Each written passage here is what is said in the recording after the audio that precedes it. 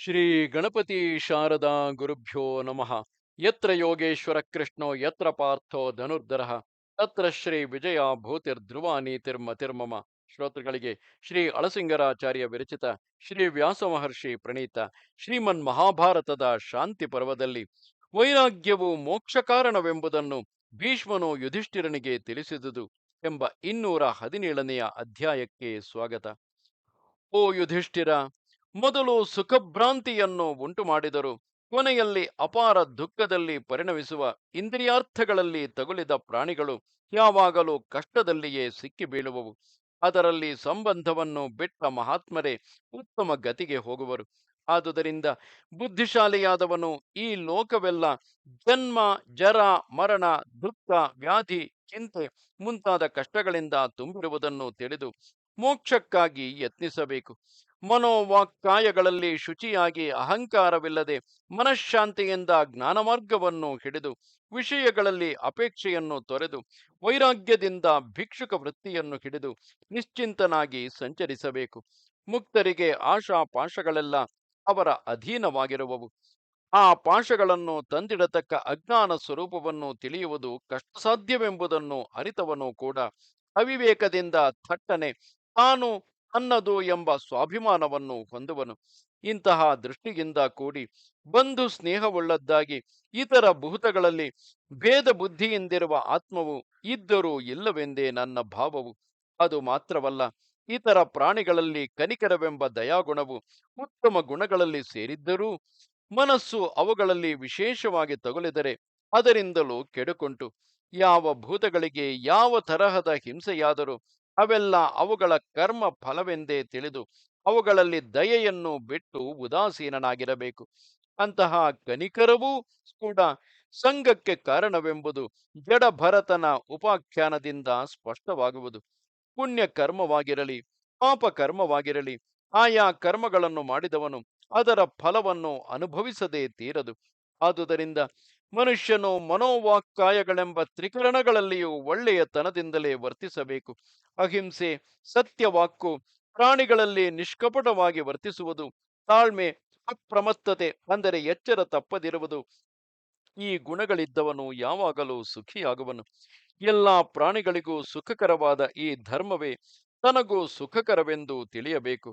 ಸ್ವಬುದ್ಧಿಯಿಂದ ಶಾಂತಿಗೊಳಿಸಿದ ಮನಸ್ಸನ್ನು ಪ್ರಾಣಿಗಳ ಹಿತಚಿಂತನೆಯಲ್ಲಿ ನೆಲೆಗೊಳಿಸಬೇಕು. ಯಾವ ಪ್ರಾಣಿಗೂ ಕೇಡನ್ನೆಣಿಸಬಾರದು, ಯಾವುದಕ್ಕೂ ಆಸೆ ಪಡಬಾರದು. ಅಯೋಗ್ಯವಾಗಿದ್ದರೂ ಹೀನವಾಗಿದ್ದರೂ ಯಾವುದನ್ನು ನಿಂದಿಸಬಾರದು.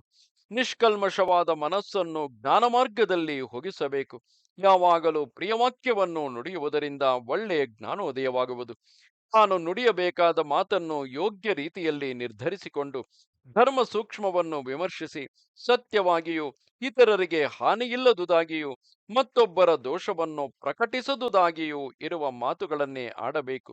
ಮಾತಿನಲ್ಲಿ ವಂಚನೆ ಇರಬಾರದು, ಕ್ರೌರ್ಯವಿರಬಾರದು, ಅದರಿಂದ ಯಾರಿಗೂ ಹಾನಿ ಇರಬಾರದು. ಪರರ ದೋಷವನ್ನು ಉದ್ಘಾಟಿಸಬಾರದು. ಇಂತಹ ಮಾತುಗಳನ್ನೇ ಮಿತವಾಗಿ ನುಡಿಯಬೇಕು. ಪ್ರಪಂಚವೆಲ್ಲ ಮಾತಿನಲ್ಲಿಯೇ ನೆಲೆಗೊಂಡಿರುವುದು. ಪ್ರಪಂಚ ವಿಷಯದಲ್ಲಿ ವಿರಕ್ತಿ ಹುಟ್ಟಿದವನು ಸದ್ಬುದ್ಧಿಯನ್ನು ಹಿಡಿದು ಶಾಂತ ಮನಸ್ಕನಾಗಿ ತಾನು ನಡೆಸಿದ ತಾಮಸ ಕರ್ಮಗಳನ್ನು ತಾನಾಗಿ ಹೊರಕ್ಕೆ ಹೇಳಿಕೊಳ್ಳಬೇಕು. ಆ ವಿರಕ್ತಿಯನ್ನು ಹಿಡಿಯದೆ ರಜೋಗುಣವನ್ನು ಮುಂದಿಟ್ಟುಕೊಂಡೇ ಕಾರ್ಯಗಳನ್ನು ಮಾಡುವವನು ಈ ಲೋಕದಲ್ಲಿ ದುಃಖಕ್ಕೀಡಾಗಿ ಕೊನೆಗೆ ನರಕಕ್ಕೆ ಪಾತ್ರನಾಗುವನು. ಆದುದರಿಂದ ಮನೋವಾಕ್ಕಾಯಗಳೆಂಬ ಮೂರರಲ್ಲಿಯೂ ಮನುಷ್ಯನು ನಿಶ್ಚಲನಾಗಿ ಧೈರ್ಯ ಗುಣವನ್ನು ಅವಲಂಬಿಸಬೇಕು.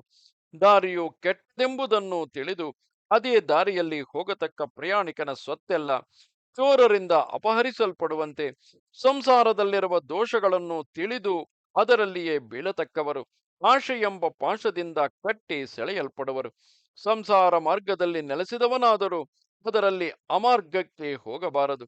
ಸಂಸಾರದಲ್ಲಿದ್ದರೂ ಕೂಡ ದಾರಿ ತಪ್ಪಿ ಹೋದವನು ತನ್ನ ಧೈರ್ಯದಿಂದ ಕಳ್ಳರನ್ನು ಅಡಗಿಸಿ ಆಮೇಲೆ ಸರಿಯಾದ ದಾರಿಯನ್ನು ಹಿಡಿದು ಹೋಗುವಂತೆ ರಾಜಸ ತಾಮಸ ಕರ್ಮಗಳನ್ನು ಬಿಟ್ಟಾಗ ಕ್ಷೇಮವನ್ನು ಹೊಂದುವನು.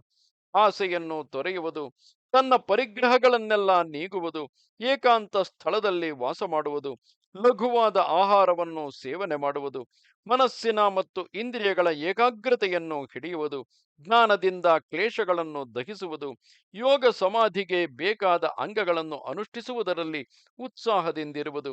ಇಂತಹ ಗುಣವುಳ್ಳವನು ನಿಶ್ಚಲವಾದ ಮನಸ್ಸಿನಿಂದ ಪರಬ್ರಹ್ಮವನ್ನು ಹೊಂದುವನು.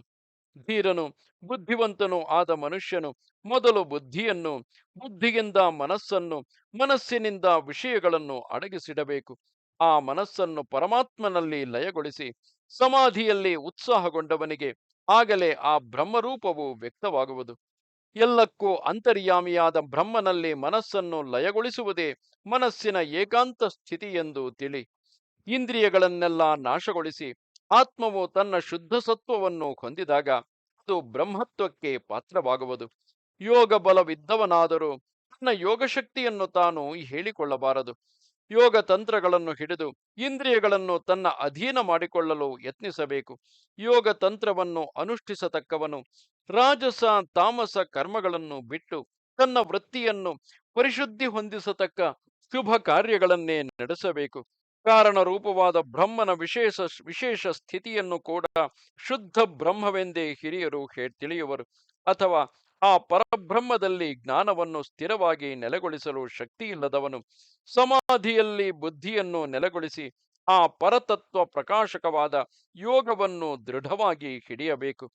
ಇಂದ್ರಿಯಗಳನ್ನು ಮನಸ್ಸನ್ನು ಅಡಗಿಸಬಲ್ಲವನಿಗೆ ಇಂದ್ರಿಯ ದೇವತೆಗಳು ತಾವಾಗಿ ಆ ಬ್ರಹ್ಮ ಸ್ವರೂಪವನ್ನು ಪ್ರಕಾಶಕ್ಕೆ ತರುವರು. ಅಂತಹ ಮನಸ್ಸಿಗೆ ಬ್ರಹ್ಮ ಸಾಕ್ಷಾತ್ಕಾರವಾಗುವುದು. ಅವನಲ್ಲಿದ್ದ ಆ ಸತ್ವಗುಣ ಸಂಬಂಧವು ಕಾಲಕ್ರಮದಿಂದ ನೀಗಿದ ಮೇಲೆ ಅವನು ಬ್ರಹ್ಮತ್ವಕ್ಕೆ ಯೋಗ್ಯನಾಗುವನು. ಯೋಗಿಯಾದವನು ಇತರರಿಗೆ ತನ್ನ ಶಕ್ತಿಯನ್ನು ಕಾಣಿಸಿಕೊಳ್ಳಬಾರದು. ಯೋಗ ಸಾಧನಗಳಲ್ಲಿದ್ದು ಆ ಯೋಗ ಸಾಧನೆಗೆ ತಕ್ಕ ಆಚಾರವನ್ನೇ ಹಿಡಿಯಬೇಕು.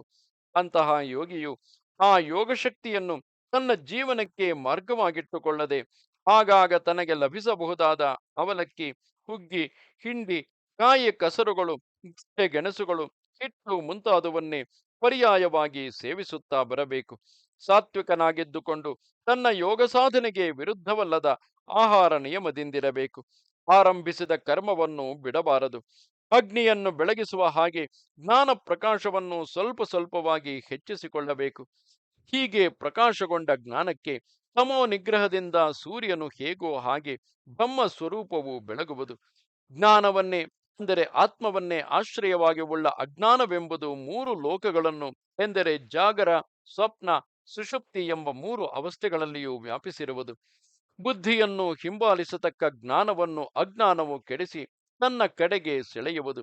ಅಜ್ಞಾನಕ್ಕೊಳಗಾದ ಆತ್ಮವು ಆ ಮೂರು ಅವಸ್ಥೆಗಳಿಗಿಂತ ತಾನು ಬೇರೆಯಾಗಿದ್ದರೂ ಅದರೊಡನೆ ಸೇರಿದಂತೆಯೇ ತನ್ನನ್ನು ಗ್ರಹಿಸುವುದರಿಂದ ತನ್ನ ನಿಜ ಸ್ವರೂಪವನ್ನು ಕಾಣದೆ ಮೋಹಗೊಳ್ಳುವನು. ಆದರೆ ಆ ಆತ್ಮನು ತನಗೂ ಅವುಗಳಿಗೆ ಇರತಕ್ಕ ಸಂಬಂಧವನ್ನು, ತಮ್ಮೊಳಗಿನ ವ್ಯತ್ಯಾಸವನ್ನು, ಇವುಗಳಲ್ಲಿ ಮೋಕ್ಷಕ್ಕೆ ಯಾವುದು ದಾರಿ ಎಂಬುದನ್ನು ತಿಳಿದು ಆಸೆಯನ್ನು ತೊರೆದಾಗ ಮುಕ್ತಿಯನ್ನು ಹೊಂದುವನು. ಅಂತಹವನೇ ಜರಾಮರಣಗಳನ್ನು ಜಯಿಸಿ ಸನಾತನವೂ ಅಮೃತವೂ ಅವ್ಯಯವೂ ಆದ ಬ್ರಹ್ಮವನ್ನು ಸೇರುವನು. ಇದು 217ನೆಯ ಅಧ್ಯಾಯವು. ನಮಸ್ತೆ ಶಾರದೆ ದೇವಿ, ಕಾಶ್ಮೀರ ಪುರವಾಸಿನಿ, ತ್ವಾಮಹಂ ಪ್ರಾರ್ಥೆಯೇ ನಿತ್ಯಂ, ವಿದ್ಯಾದಾನಂಚ ದೇಹಿಮೆ. ನಮಸ್ಕಾರ.